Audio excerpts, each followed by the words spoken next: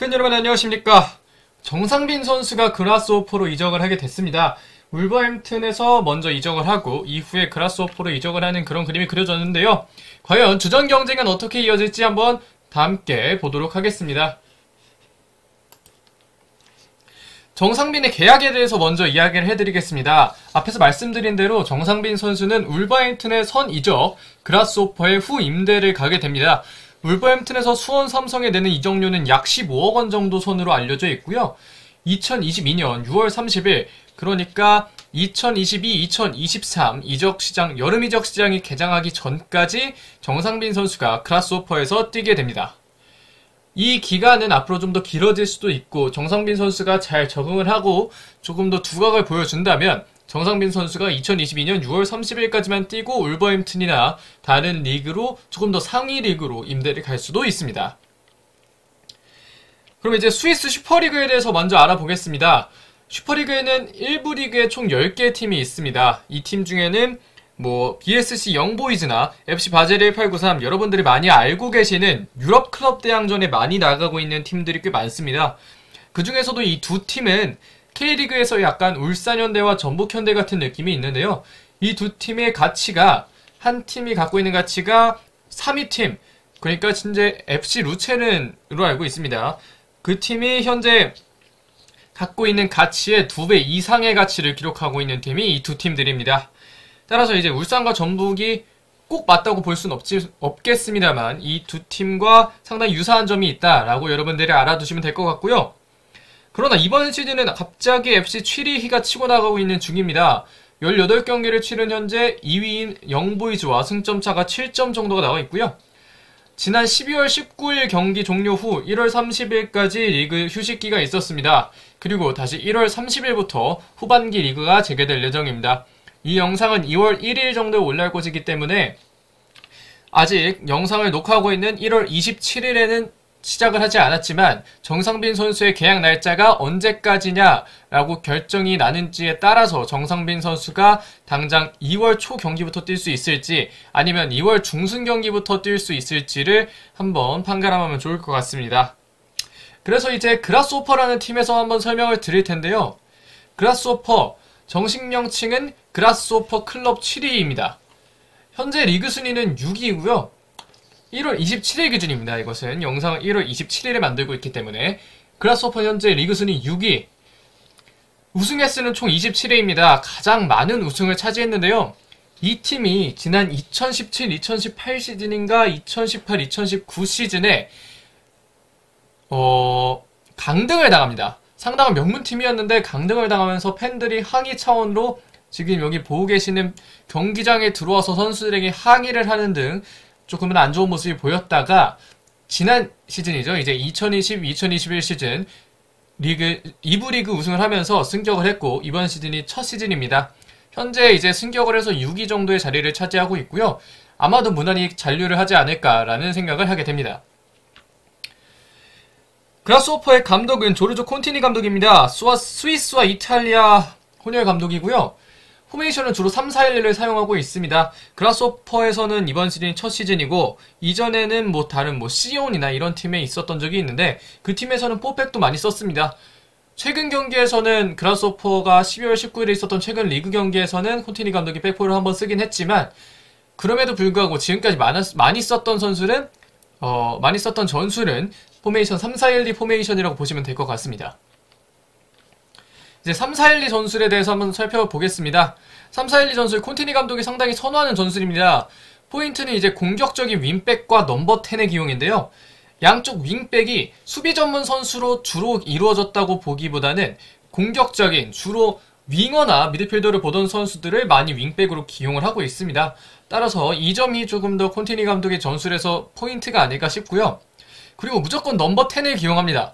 이게 어떤 이야기냐면 아래에서 보시다시피 백포를 써도 투톱은 그대로 기용하면서 다이아몬드 4-4-1을 만든다라는 말씀을 적어놨는데 이 이야기가 뭐냐면 백3의 경우에는 공격적인 윙백을 사용하면서 가운데 투미드를 두고 투 볼란테를 두고 앞쪽에서 넘버 10 선수가 공격을 풀어주는 역할을 맡는다는 이야기입니다. 지금까지는 대부분 넘버 10을 사용해 왔고요. 이번에 그라스오퍼에서도 역시 넘버 10 전술을 기용을 하고 있습니다. 넘버 10 자리에 주로 많이 선수들이 들어가고 있고요.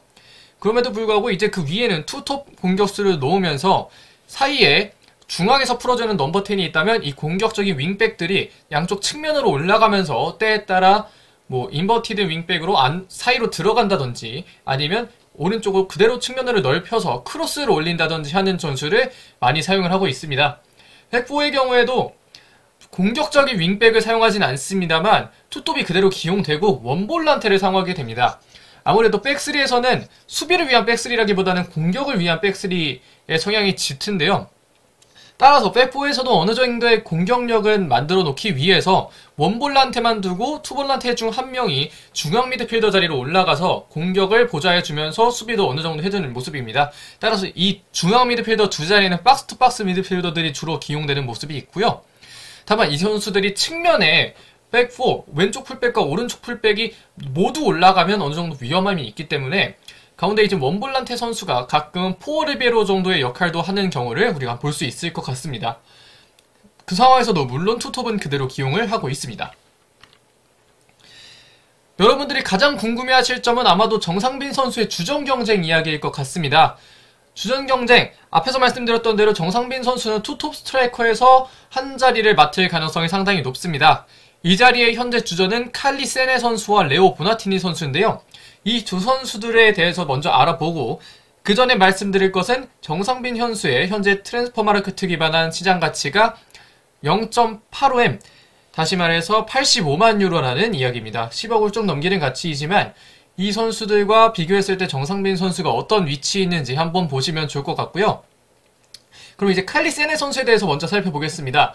등번호 17번의 칼리 세네 선수는 2001년 5월 28일, 그러니까 2002년생인 정상빈 선수와 딱 한 살밖에 차이가 나지 않습니다. 이 선수는 앞에서 말씀드렸던 바젤에서 6월 30일까지 임대가 예정되어 있고요.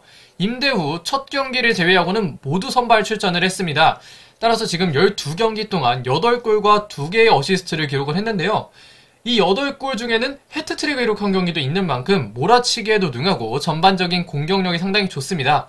어린 선수이기 때문에 순발력과 스피드 역시 갖추고 있습니다. 세네갈 출신의 공격수거든요. 따라서 이제 아프리카인 특유의 어떤 탄력성 이런 것들을 지니고 있는 선수다라고 보시면 될 것 같습니다. 가장 큰 경쟁자이자 가장 뚫기 어려운 경쟁자라고 보시면 될 것 같고요. 칼리 세네 선수의 가치는 180만 유로입니다. 이 가치가 어느 정도 되냐면 약 20억 정도에 가까운 가치인데요. 정상빈 선수의 가치 그 2배를 넘어가는 가치를 기록하고 있는 것이 현재 칼리 세네 선수입니다.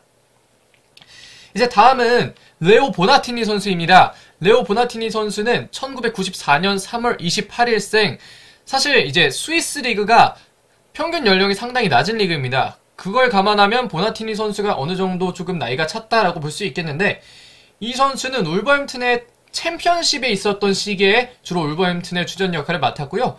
이전에는 지금 장현수 선수가 소속되어 있는 정확히 이름이 기억이 안 나는데 어쨌든 그 팀에 한때 소속되어 있었던 기간이 있었습니다.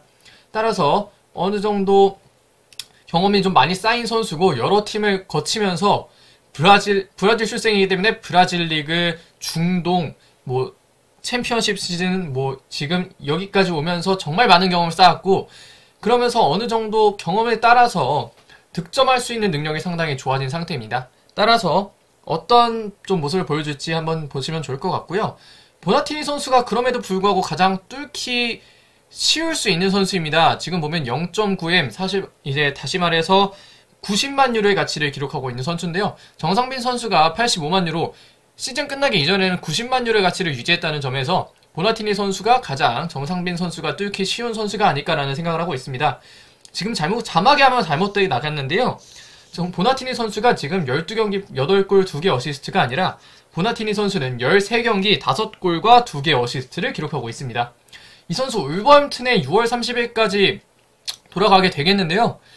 이게 보시면 1년 임대라고 보실 수 있겠지만 지난 2020년 9월에 지금 7위로 왔습니다. 이 그라스호퍼로 왔는데 이 선수가 그 2020년 9월 그러니까 시즌이 일찍 종료되고 여름 이적 시장이 길어지면서 9월에도 이적이 가능해졌고 그 시기에 지금 그라스호퍼로 오게 된 케이스인데 1년이 지났음에도 불구하고 아직까지 복귀는 하지 않고 있습니다.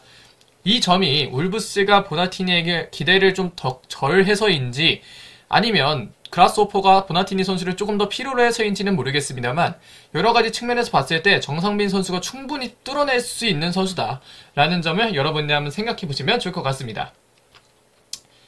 자, 이번 영상 여기까지입니다. 정상빈 선수가 아마 이 영상이 올라갈 때쯤에는 오피셜이 뜨지 않을까라는 예상이 되는데요. 여러분들 많이 정상빈 선수 응원을 부탁드리고 저 역시 정상빈 선수를 많이 응원하겠습니다. 이번 영상 여기까지입니다. 고맙습니다.